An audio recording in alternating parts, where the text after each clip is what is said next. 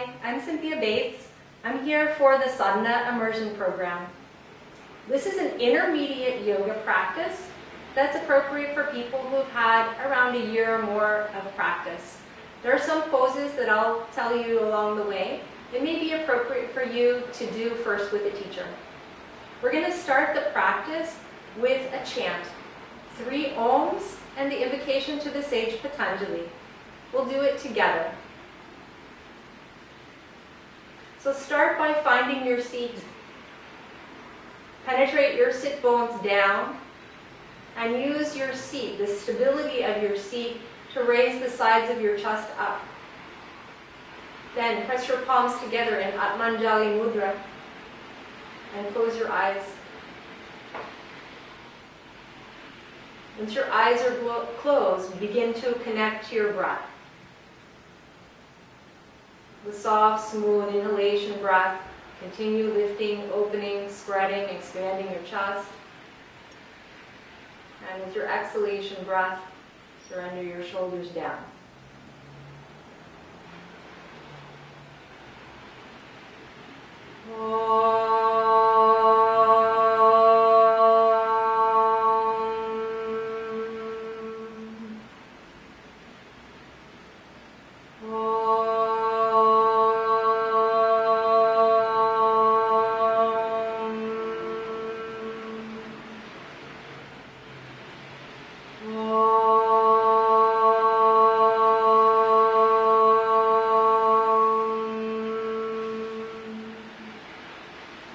Yogena chitasya padena vacham malam sharirasya chavaiknyakena yopa karotam pravaram muninam patanjalim pranjaliranatosmi abahu purushakaram shankachakra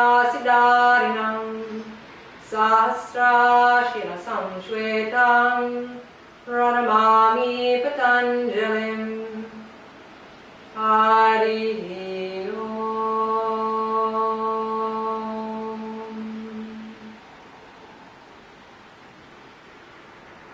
Raise your chest, bow your head down towards your heart. Release your hands to your lap, palms facing up. Inhale, lift your head. And open your eyes. So we're going to start with a pose called Adho Mukha Virasana. More commonly, it's called child's pose. With your big toes together and your knees apart, descend your hips down towards your heels and come forward. Extending your chest forward, rest your head down onto the floor.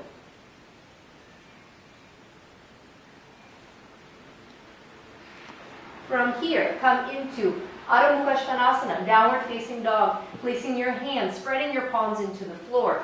Straighten your legs and come up. I'm going to come out so I can talk to you. Keep your legs straight. So embed your kneecaps back into the thighs. Adho Mukha Svanasana is considered a standing pose. So stand firmly in your legs. Press your palms and the base of your index fingers into the floor. And extend from your armpits to your hips. Then bend your knees and come down. And join me. Come all the way up to Tadasana, mountain pose. Stand with your feet joined. And starting with your base, with your foundation. Just like in downward facing dog, these are your kneecaps. Press your kneecaps back in order to press your thighs back. So your legs absolutely straight. Then raise your arms up to Urdhva Hastasana, arms extended. These are your triceps on the back of the upper arm. Turn your triceps in towards your ears. Pull your shoulder blades down your back. And just like in downward facing dog, extend through your armpits. Then release. Bring your arms out to the side. Now check with your eyes that your wrists are in line with your shoulders. For almost all of us, the shoulders are tight and the shoulders pull up towards the ears. So surrender your shoulders down. Then find the triceps on the back of your upper arm again. Turn your triceps. Allow your palms to follow. Keep turning your triceps and raise your arms up. Don't allow your awareness to move from the legs as well. So your awareness is going all the way from the soles of your feet up to your fingertips. Release your arms out to the side. And come back to Tadasana, mountain pose. Next pose is Virabhadrasana 2, Warrior 2. Bring your fingertips together. Now, as you bring your fingertips together, again, relax your shoulders down. Keeping your fingertips together, pull your elbows apart, so awaken your shoulder blades in your back. Bend your knees and jump your legs wide apart. Turn your left toes in. Turn your right leg out to a 90-degree angle. Now your foundation is the left leg. So keep your left heel, your left leg grounded into the floor as you bend your right leg to 90 degrees. 90 degrees means hip, knee, and heel, all in one line. In the front leg, let the thigh bone descend, but raise your abdominal muscles up. So sides of the navel lifting up. Good, then inhale, come up, and change sides. So now turn your left toes in. Turn your right leg out. Sorry, your right toes in, your left leg out. I'm trying to mirror you. Now, this leg must stay straight. This heel, outer heel, pressing into the floor. This thigh bone pressing back. Raise the abdominals up as you bend the leg. Now the arms. Reaching out through your arms, hook your outer shoulder blades in and expand your chest, like the warrior that the pose is named after. Finally, look out past your hand.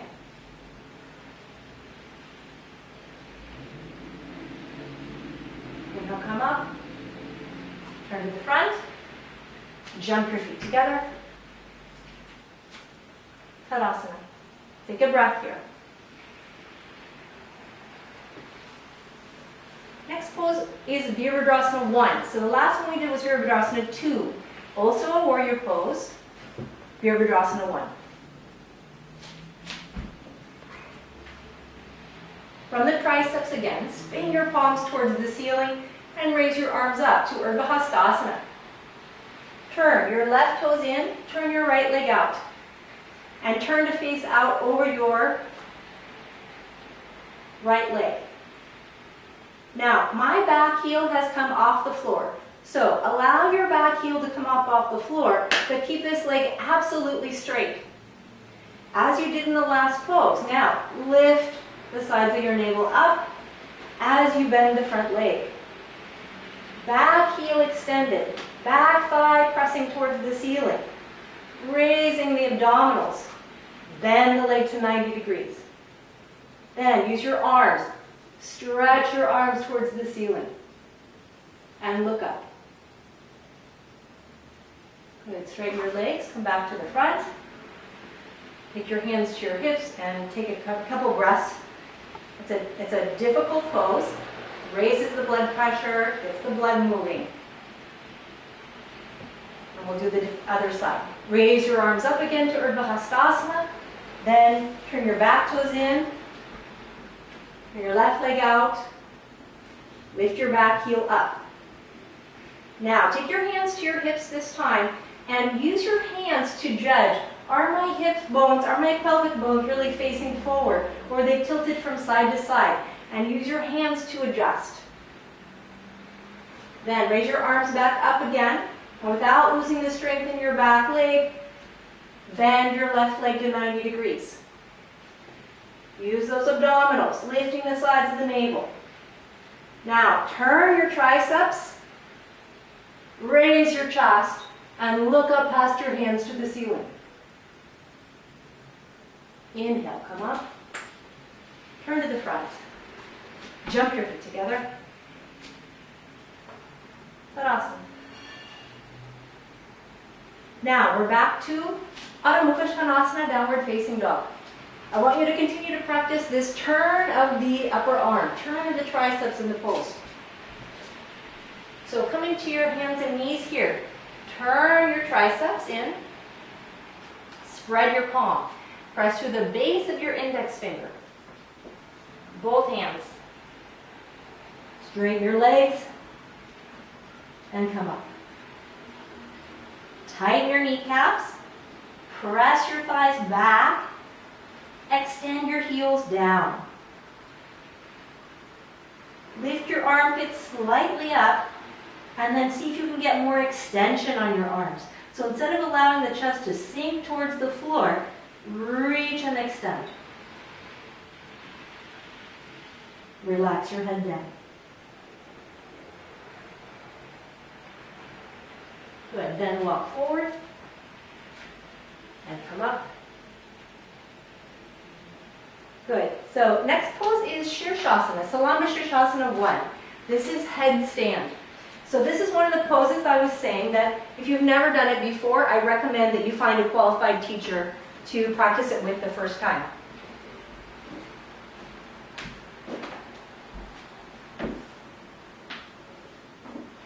So I'm folding the mat in half twice.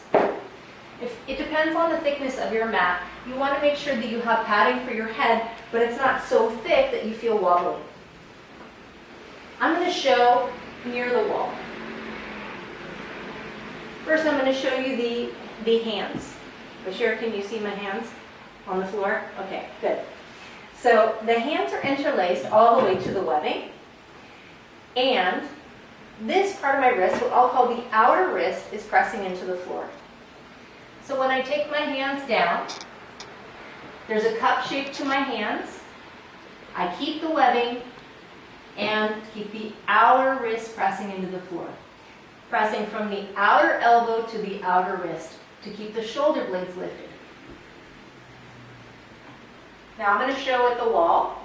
If you are still practicing at the wall, if you're still needing the wall for balance, then your knuckles should be all the way at the wall. If you're practicing being away from the wall, then you're away from the wall. I'm going to do away from the wall.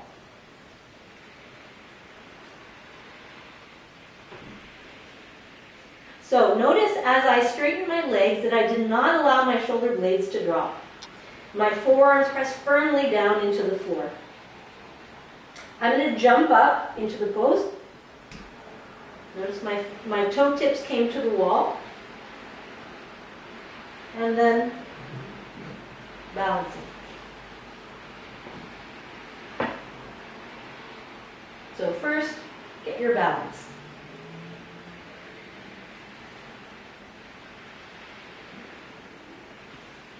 Now, find those outer wrists again.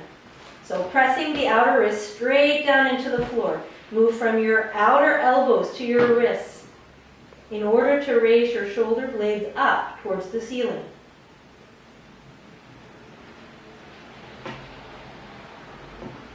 For almost all of us, especially once we start to tire in the pose, we lose the core strength and the lower front ribs project forward and the buttocks drop. So bring your lower front ribs back. Hug your shoulder blades in. Squeeze and lift your buttocks off your lower back. Now let's go all the way up to the feet.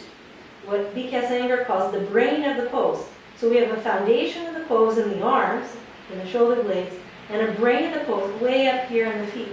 So reach up through the heels and extend your back body. And now without losing that lift, press up through the balls of your big toes, extending the front body.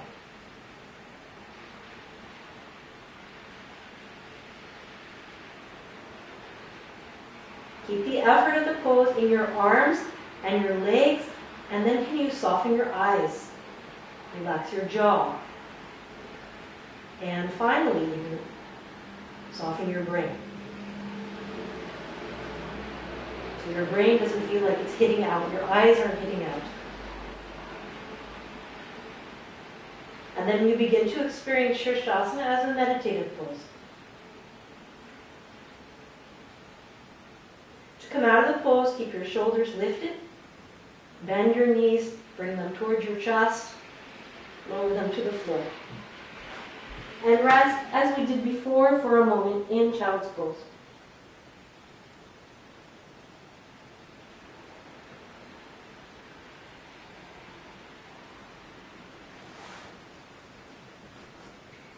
Next pose is Virasana, which is hero's pose.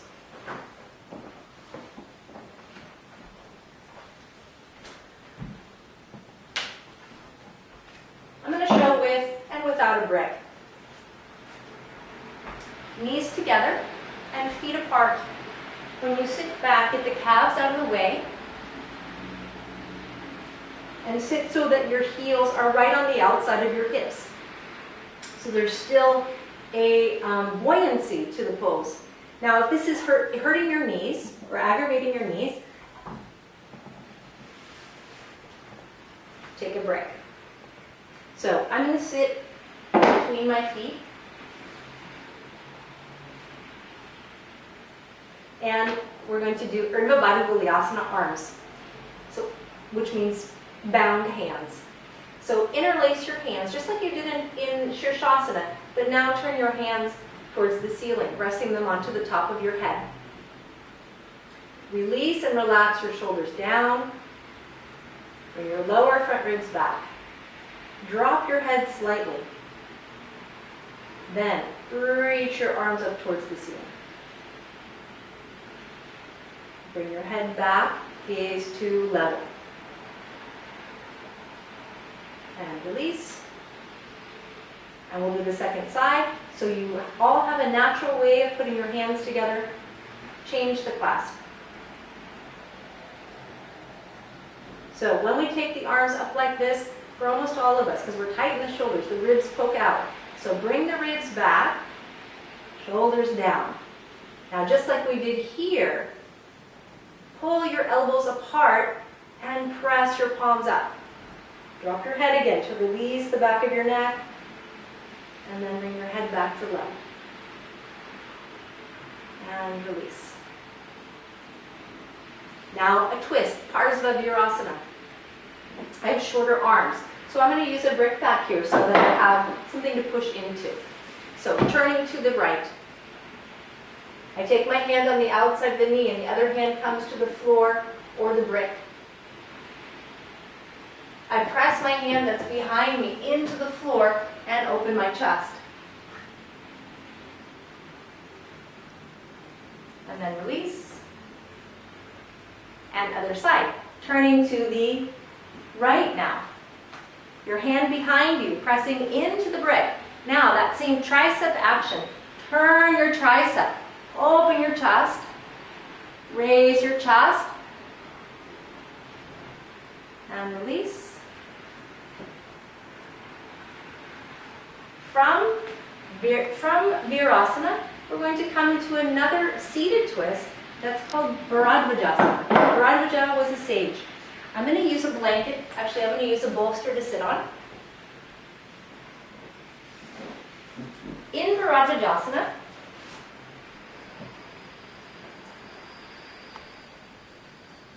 one leg is in Virasana, the pose that we just did, and the other leg is beneath. So this Virasana foot is resting in the arch of the bottom foot. One hip is on, one hip is off. My hips are level. I took high height so that my hips would be level. And then I turn to the right. Now when we turn, the side that we're turning to, that side puffs out. The side that we're turning away from, that side collapses in. So can you reverse that? So I bring my ribs in on one side, I spread my ribs on the other side. Good, then to do the other side, extend your legs forward to Dandasana and swing them around.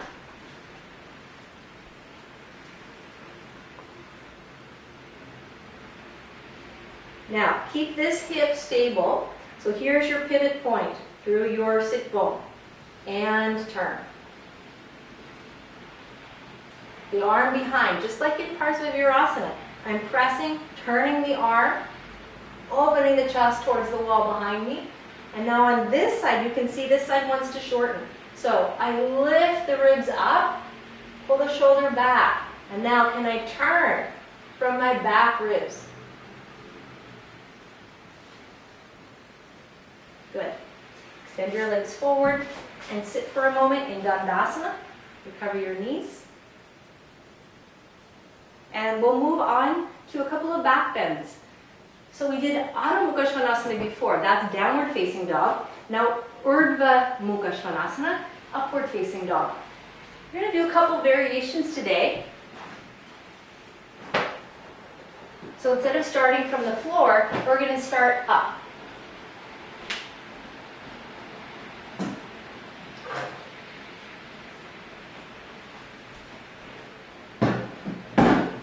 I would recommend that you put your chair with the back to the wall, but because of the camera, I'm going to have the chair this direction. So I'm placing a mat on top of the chair, and I'm placing a bolster on top of the chair.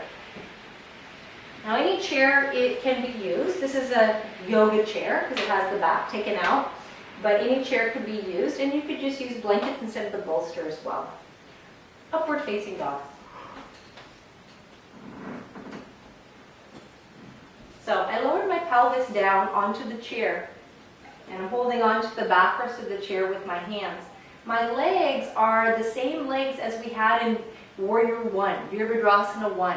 So tightening the thighs, tightening the knees, I reach the heels back towards the wall behind me, press the arms down, and raise the chest.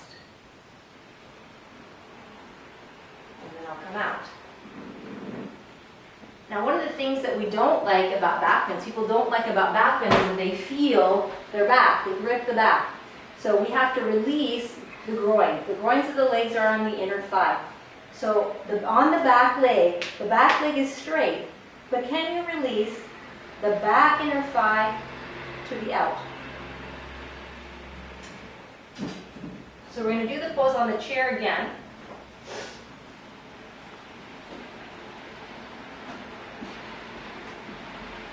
This time my hips are not touching the chair. So when I start here, I feel like my top buttocks are gathering into my lower back, and it's not feeling so good on my lower back. So first I straighten the legs, and now I'm going to turn the legs, the inner upper thigh, from inside out. So creating some space on my lower back. And I'm sinking in the arms still. So I bend my elbows and turn the arms to raise my chest.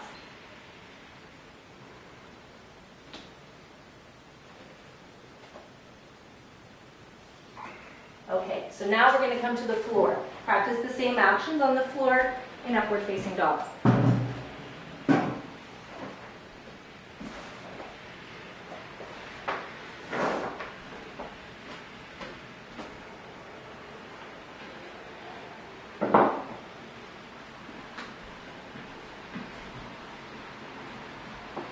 So with the toes curled under, keep your hands by the sides of your chest.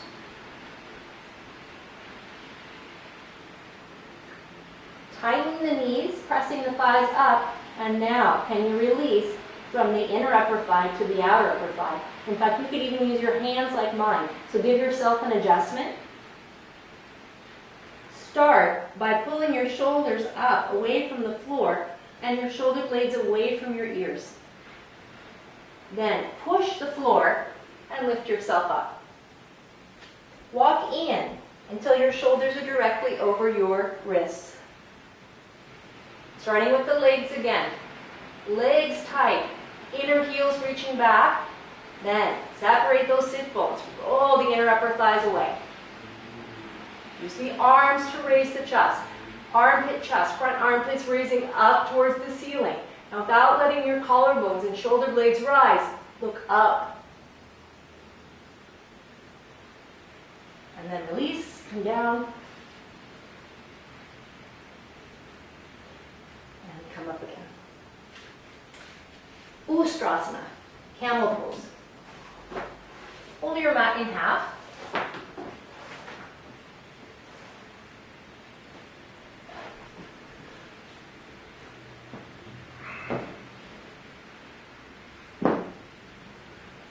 and grab a blanket and cover your mat. So you're just giving yourself some padding.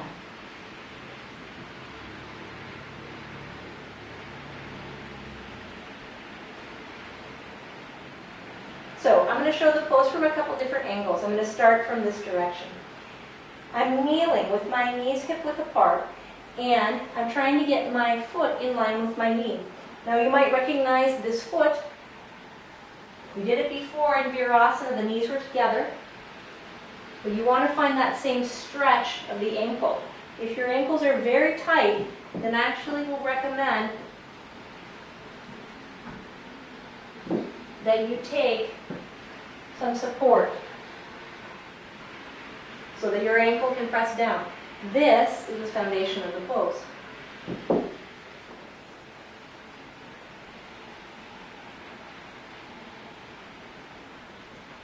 Take your hands to your hips. With your fingers, roll your front pelvic bones in, and with your thumbs, push the back of your pelvis down. So you're not tilting your pelvis and arching the back, but doing the reverse. Armpit chest, lifting towards the ceiling, arch back. So that's number one. So we're just going to come into it in stages, just like we did with Urdhva Mukha Svanasana. Second time. Come back. Get your hands down. Oh, I can't reach. Use a bolster.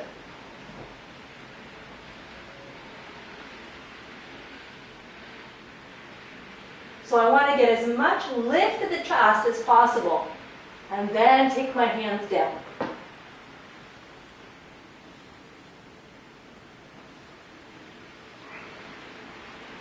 Now, my neck is still bothering me. So we're going to stretch out the neck in a pose called Chatushpadasana. Chatushpadasana means four-limb pose. It's a version of Setu Bandha Sarvangasana.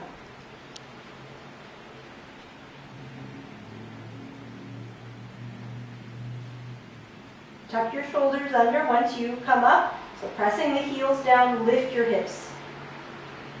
Now, you might notice that this is actually a similar shape to the last pose that you did, Ustrasana. Walk your heels and your feet together so you get that sensation of the arms and the legs working together. Now, those inner upper thighs. So the same thing that was happening in the last pose, upward facing dog. So back, inner upper thigh to the outer thigh, releasing the groins. Press the backs of your arms down. Raise your chest towards your chin. Now allow your neck to extend.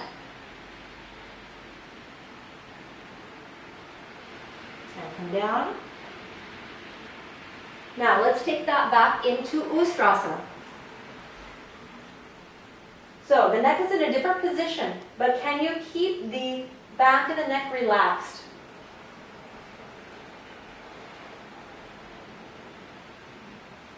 Press firmly down through your shins and ankles. Notice the tilt of my pelvis. So I'm trying to get the lower buttocks to engage. Arc your chest. Reach your armpit chest towards the ceiling. Reach your sternums towards the ceiling. Kick your hands down. Now the neck. So my neck is still feeling compacted. Bend your elbows, raise your head. Hug the shoulder blades into your chest. Pull them away from your ears.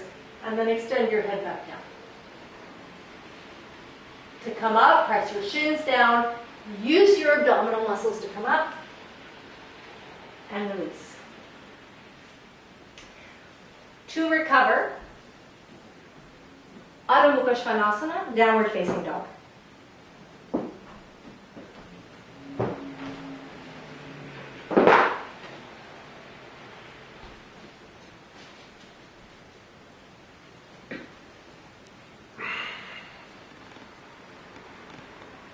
Use this downward facing dog to get length in your lower back. Length in your lower back is achieved when your thigh bones press firmly back. Move the inner and outer hinges. Inner and outer hinges of your ankles back. Press your thighs back. and extend and expand your lower back. And then come down. And we'll set up for Sarvangasana. Salamba Sarvangasana, shoulders stand. Now I've pre-folded the blankets. Any blankets can be used. You should have a setup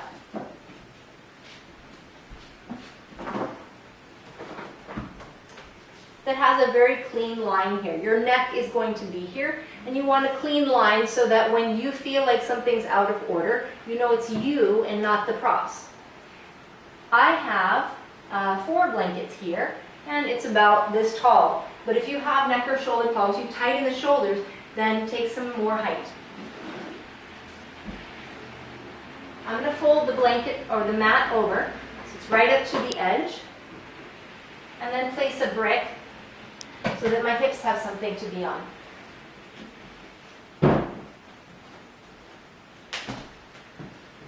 Today, I want to practice also a half halasana.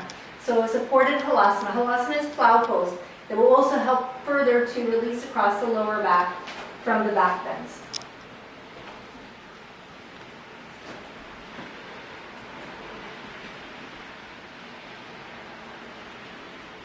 My shoulders are about 1 inch away from the edge of the blankets. And I intentionally set up the mat this way so I could use the mat to adjust my arms. So I'm grabbing onto the sides of the mat, rolling the outer arms under. My hips are on this brick, so I have something to project me over. I flip my legs over into the chair. Tucking the toes under, I press my toes into the chair and engage the legs. So you don't do this, but I'm demonstrating that the kneecaps and the thighs have to activate and press up towards the ceiling. I roll my shoulders under another time. So I'm using my arms and my legs to come onto the tops of the shoulders. Here's my shoulder blades. They're still falling towards the floor. So pressing my arms down, I raise my shoulder blades up. So this is Halasana plow pose. To release across the lower back, keep the thigh bones moving up, but now move the sit bones and the buttocks towards the heels.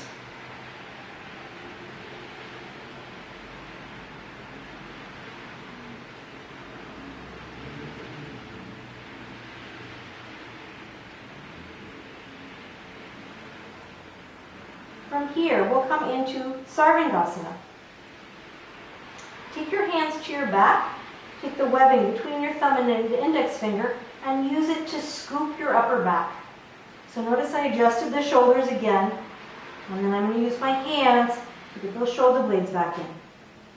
And bring the legs up one at a time into Sarvangasana.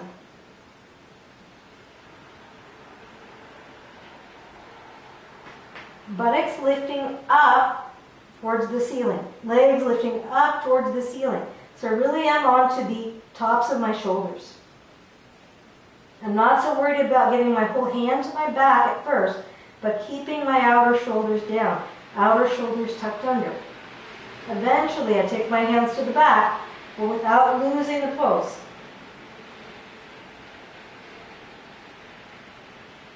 As you did in Chatushpadasana, the bridge pose, can you lengthen the back of your neck? So instead of letting your shoulders shrug up towards your ears, release your shoulders away from your ears.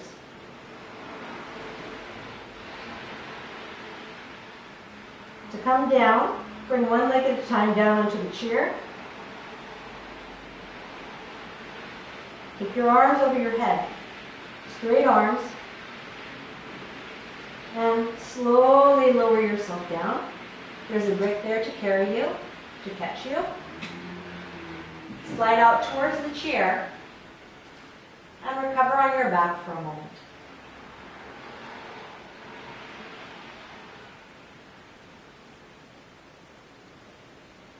Then,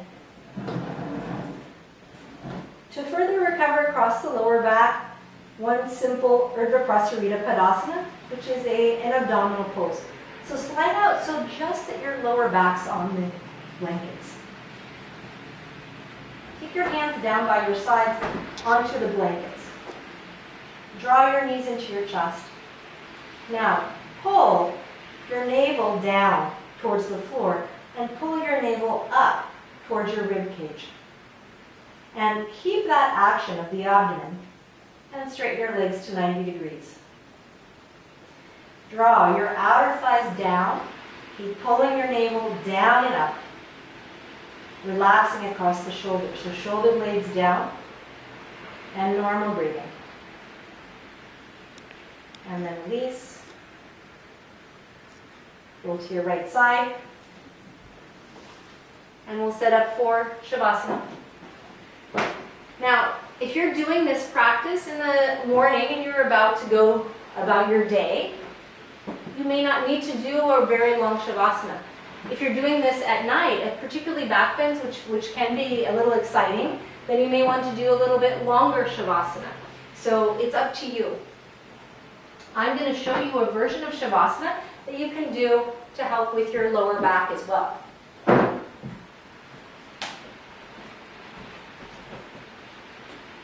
So I have a blanket for my head, and this will go underneath my knees.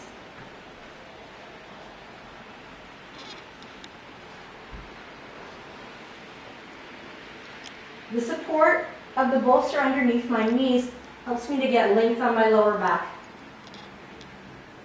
Both my heels and my hips are on the floor. I roll my shoulders under. Make sure the blanket is underneath my neck and my head. And close my eyes. As we started, once your eyes are closed, immediately connect to your breath.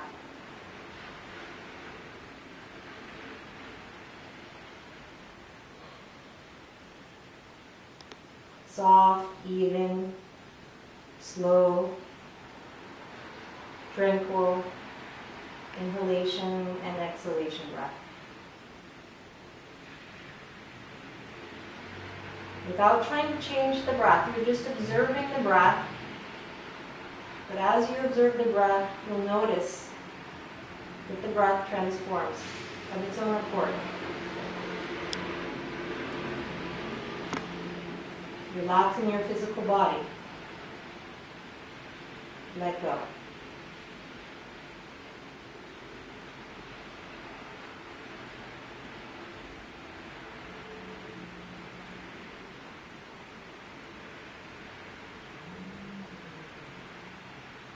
Then rest your hands onto your chest and salute the light within. Bend your knees towards your chest, roll to your right. Look at the floor, use your arms to sit up. And come sit as we begin.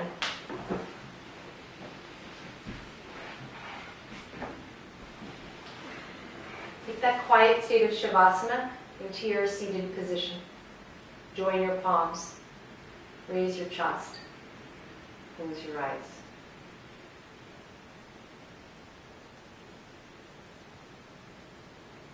Join me in dedicating this class, chanting Om once and Shanti 3 times all together.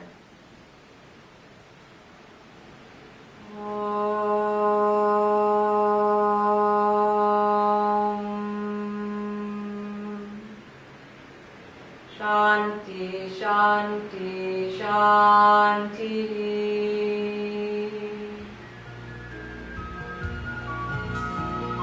Bow to the divine within you.